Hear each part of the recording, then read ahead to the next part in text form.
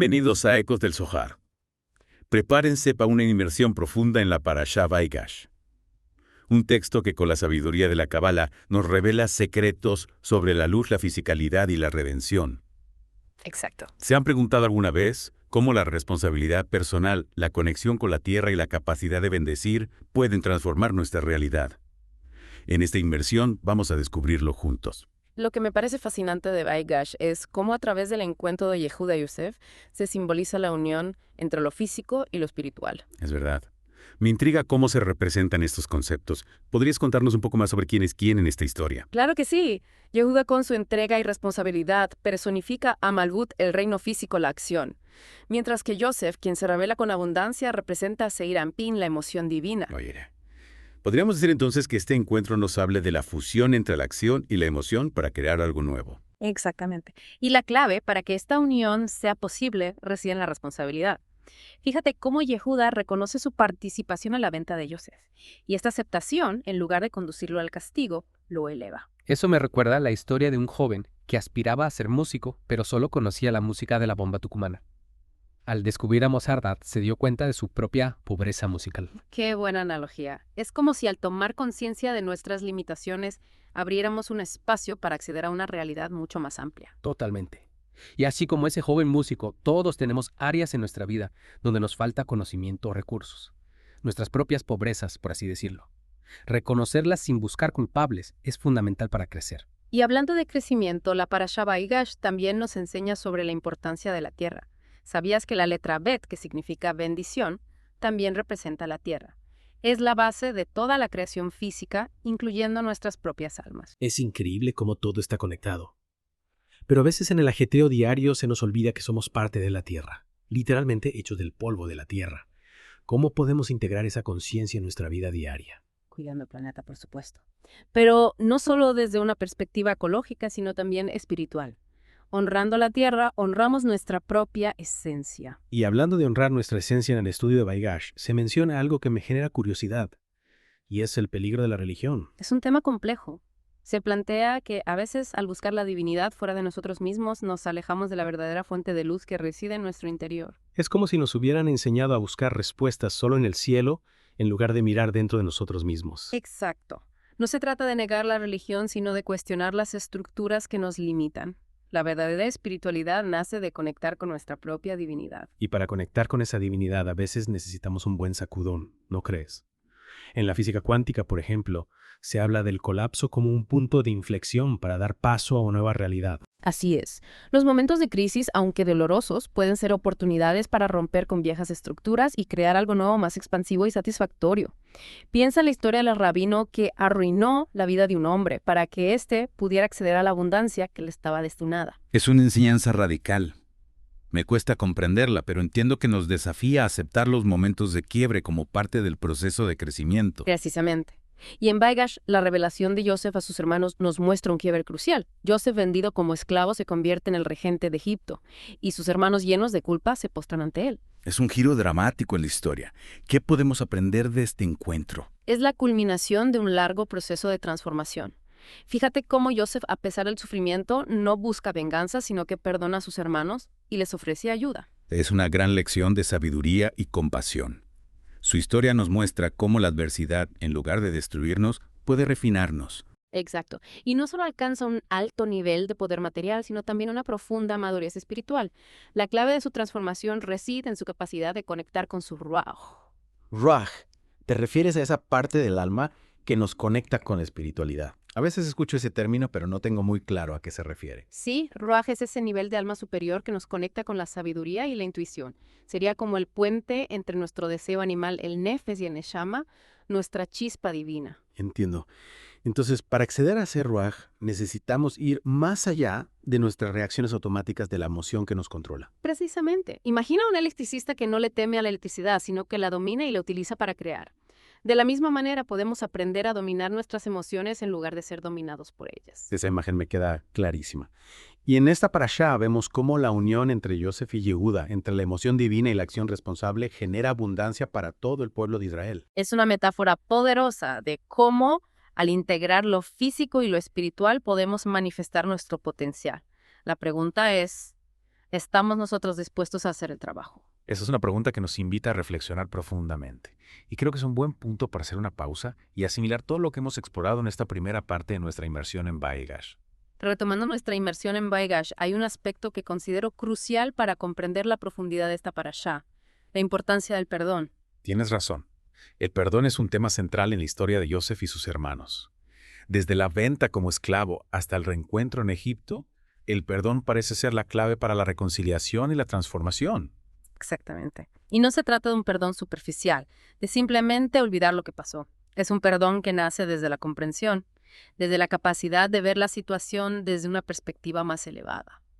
Me pregunto si tiene que ver con lo que mencionábamos antes, sobre conectar con el Ruach, esa sabiduría que nos permite ver más allá de nuestras emociones inmediatas. Exacto. Es como si Joseph, al alcanzar un nivel superior de conciencia, pudiera ver el plan divino detrás de todo el sufrimiento. Y desde esa visión perdona a sus hermanos, no porque sean inocentes, sino porque comprende que sus acciones, aunque dolorosas, fueron parte de un proceso necesario. Es una perspectiva que me hace reflexionar sobre mis propias experiencias. ¿Cuántas veces me he aferrado al rencor o al dolor del pasado sin darme cuenta de que quizás esas experiencias difíciles me estaban llevando hacia algo mejor? Es una pregunta poderosa. A veces nos cuesta perdonar, tanto a otros como a nosotros mismos. Nos quedamos atrapados en la culpa y el resentimiento, y eso nos impide avanzar. Entonces, el perdón no solo libera al que lo recibe, sino también al que lo otorga. Precisamente. Joseph, al perdonar a sus hermanos, se libera a sí mismo del peso del pasado. Y esa liberación le permite acceder a una realidad de mayor plenitud donde la abundancia y la bendición fluyen sin obstáculos. Esa idea me lleva a otro concepto que mencionaste al principio, el lugar del recuerdo. ¿Cómo se relaciona el perdón con este concepto? Buena pregunta. El lugar del recuerdo se refiere a la capacidad de vivir en el presente sin olvidar las lecciones del pasado. No se trata de aferrarse al dolor, sino de integrar las experiencias en nuestra sabiduría. Es como si el pasado, en lugar de ser un fantasma que nos persigue, se convirtiera en un maestro que nos guía. Exacto. Y esa conexión con el lugar del recuerdo nos permite vivir con mayor plenitud, porque podemos reconocer la causa y el efecto en nuestras vidas. Entendemos que nuestras decisiones presentes están creando nuestro futuro y que tenemos el poder de transformarlo. Me gusta esa idea, la de tener un mapa que nos muestra el camino recorrido, pero sin limitarnos a seguir la misma ruta. Justamente, podemos elegir nuevos caminos, explorar nuevas posibilidades con la sabiduría de la experiencia. Y esa capacidad de elegir, de crear nuestro propio destino, es lo que nos hace verdaderamente libres. Hablando de libertad, no podemos dejar de mencionar el tema de la crítica a la religión que surge en el estudio de Baigash. Es un tema que a veces genera controversia, ¿no crees? Sí, es un tema delicado, pero creo que es importante abordarlo con apertura y honestidad intelectual. Recordemos que el estudio del Zohar de la Kabbalah nos invita a cuestionar e investigar, a ir más allá de las interpretaciones dogmáticas. Entiendo. Entonces, ¿a qué se refiere esta crítica? Se plantea que la religión, al buscar la divinidad fuera de nosotros mismos, puede convertirse en una forma de control y manipulación. Se cuestionan las estructuras de poder que se basan en la culpa, el miedo y la obediencia ciega. ¿Y cuál sería la alternativa? ¿Cómo podemos conectar con la divinidad sin caer en esas trampas? La Kabbalah nos enseña que esa chispa divina que todos llevamos dentro no necesita intermediarios ni rituales vacíos. Se conecta con nosotros a través del amor, la compasión y la sabiduría. Es una visión que desafía las estructuras tradicionales de la religión, pero al mismo tiempo nos invita a una experiencia espiritual más auténtica y liberadora. Exacto. Y es importante recordar que esta crítica no se dirige a la esencia de la espiritualidad, sino a las formas en que a veces se ha distorsionado. Baigash nos invita a recuperar nuestro poder personal, a conectar con nuestra propia divinidad sin necesidad de intermediarios ni dogmas. Y en esa búsqueda, la conexión con la tierra, con la naturaleza, juega un papel fundamental. Así es. La tierra, como hemos visto, es la fuente de toda la creación física, incluyendo nuestras propias almas. Al honrarla, honramos nuestra propia esencia y nos abrimos a la energía de la bendición. Honrar la tierra. Me pregunto cómo podemos hacerlo de una manera concreta en nuestra vida diaria. No se trata solo de reciclar o usar menos plástico, aunque esas acciones son importantes. Se trata de una transformación profunda en nuestra forma de pensar y de vivir. ¿Podrías darnos algunos ejemplos? Claro, podemos empezar por cultivar la gratitud por los alimentos que consumimos, ser conscientes del agua que utilizamos, contemplar la belleza de la naturaleza, elegir productos que no dañan el medio ambiente. Son pequeños pasos que sumados generan un gran impacto. Entiendo. Es como si tuviéramos que convertirnos en jardineros de nuestro propio ser, cultivando las semillas de la bondad, la compasión y la sabiduría. Me encanta esa imagen. Y al hacerlo no solo transformamos nuestra propia realidad, sino que contribuimos a la creación de un mundo más justo, más armonioso y más luminoso. Hablando de luminosidad, me gustaría retomar un punto que mencionaste antes, el colapso como punto de inflexión. Dijiste que a veces necesitamos tocar fondo para renacer una nueva realidad. Sí, es un concepto clave para comprender los procesos de transformación. A veces la vida nos pone a prueba, nos desafía a romper con viejas estructuras y construir algo nuevo, más sólido, más auténtico. Es como si la crisis fuera una oportunidad para liberarnos de lo que ya no nos sirve y abrirnos a un nuevo horizonte de posibilidades. Exactamente. Y en ese nuevo horizonte la responsabilidad personal es fundamental. No podemos esperar que otros nos salven, que los gobiernos o las instituciones resuelvan nuestros problemas. Somos nosotros los responsables de nuestra propia transformación, de crear la realidad que deseamos. Es un llamado a la acción, a tomar las riendas de nuestra propia vida. Así es. Y para hacerlo necesitamos conectar con nuestro poder interior, con esa chispa divina que nos impulsa a crecer y evolucionar. Esa chispa divina, ¿cómo podemos conectar con ella? A través de la meditación. La meditación es una herramienta poderosa, sin duda. Nos ayuda a quietar la mente, a conectar con la paz interior.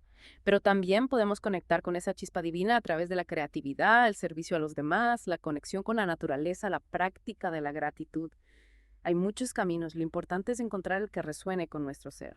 Y en ese camino, la sabiduría del Zohar de la Kabbalah nos ofrece una guía invaluable. Sin duda, nos enseña a dominar nuestras emociones, a conectar con la energía de la bendición, a crear una realidad más luminosa.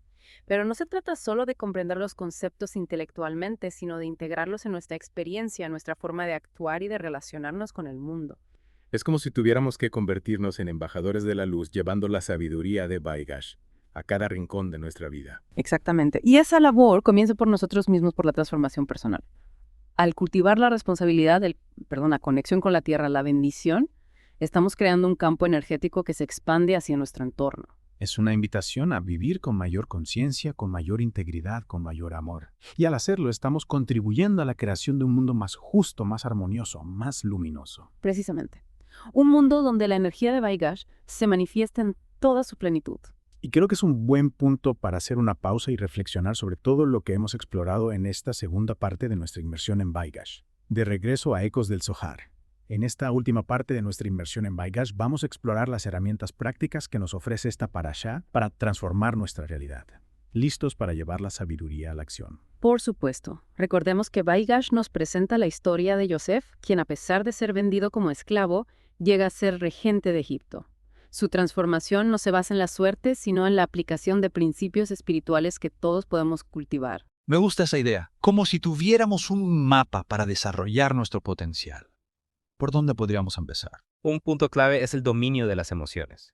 Yosef, a pesar de enfrentar injusticias y dolor, no se deja llevar por la ira o el resentimiento. Cultiva la paciencia, la perseverancia y la conexión con su ruaj, esa parte del alma que nos conecta con la sabiduría divina. Hablando de ruaj, en la parte anterior mencionaste que es como un puente entre nuestro deseo animal el nefes y nuestra chispa divina el neshama. ¿Cómo podemos fortalecer esa conexión con nuestro ruaj en la vida diaria? La meditación es una herramienta poderosa. A través de ella podemos aquitar la mente, observar nuestras emociones sin juicio y conectar con la paz interior, lo que nos permite tomar decisiones más conscientes. Y hablando de decisiones, la Parashá Baigash también nos enseña sobre la responsabilidad personal.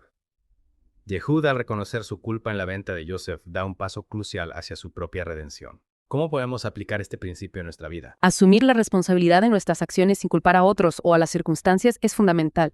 Nos empodera para convertirnos en creadores de nuestra propia realidad. Es como el electricista que en lugar de temerle la electricidad aprende a dominarla y usarla para crear. Esa analogía me ayuda a entenderlo mejor. Dominar nuestras corrientes emocionales para crear una vida más plena. ¿Y qué hay de la energía de la bendición? ¿Cómo podemos conectarnos con ella? La Parashá Baigash nos recuerda que la tierra representada por la letra Bet es la fuente de toda la creación física, incluyendo nuestras almas. Al bendecirla, al agradecerle por todo lo que nos brinda, nos alineamos con la abundancia y la prosperidad. ¿Y cómo podemos bendecir la tierra de forma práctica? Cuidando el medio ambiente, por supuesto, pero también cultivando la gratitud por los alimentos que consumimos, contemplando la belleza de la naturaleza. Y no olvidemos la importancia del perdón. Yosef, al perdonar a sus hermanos, no solo se libera del dolor del pasado, sino que abre las puertas a la reconciliación y la abundancia. Exactamente. El perdón es una herramienta poderosa para transformar nuestra realidad. Nos libera del resentimiento, nos permite sanar las heridas del pasado y nos abre la posibilidad de vivir con mayor paz y armonía. Es un mensaje poderoso, sobre todo en esos tiempos de tanta polarización. ¿Cómo podemos aplicar la enseñanza del perdón en un mundo que parece cada vez más dividido? Es un desafío sin duda, pero la transformación social comienza por la transformación personal. Al cultivar el perdón en nuestras propias vidas, creamos un campo energético que se expande hacia nuestro entorno. Es como si fuéramos gotas de agua que al caer en un lago generan ondas que se propagan en todas direcciones. Exacto. Cada acto de perdón, por pequeño que sea, contribuye a un mundo más compasivo y armonioso. Para cerrar nuestra inmersión en Baigash, me gustaría dejar a nuestra audiencia con una pregunta para reflexionar.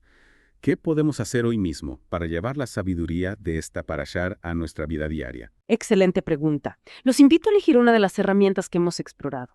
La meditación, la responsabilidad personal, la bendición, el perdón. Pónganla en práctica durante esta semana y observen los resultados, los cambios sutiles en su energía, en sus emociones, en sus relaciones. Es una invitación a convertirnos en aprendices de la sabiduría, llevando la teoría a la práctica, la palabra a la acción. Así es. Al hacerlo, no solo transformamos nuestra propia realidad, sino que contribuimos a la creación de un mundo más justo, más armonioso, más luminoso. Un mundo donde la energía de Baigash se manifiesta en toda su plenitud. Qué hermosa imagen para cerrar nuestra inmersión en Baigash. Gracias por acompañarnos en este viaje de exploración y transformación. Y recuerden, la sabiduría está disponible para todos, solo necesitamos abrir nuestro corazón y nuestra mente para recibirla. Hasta la próxima.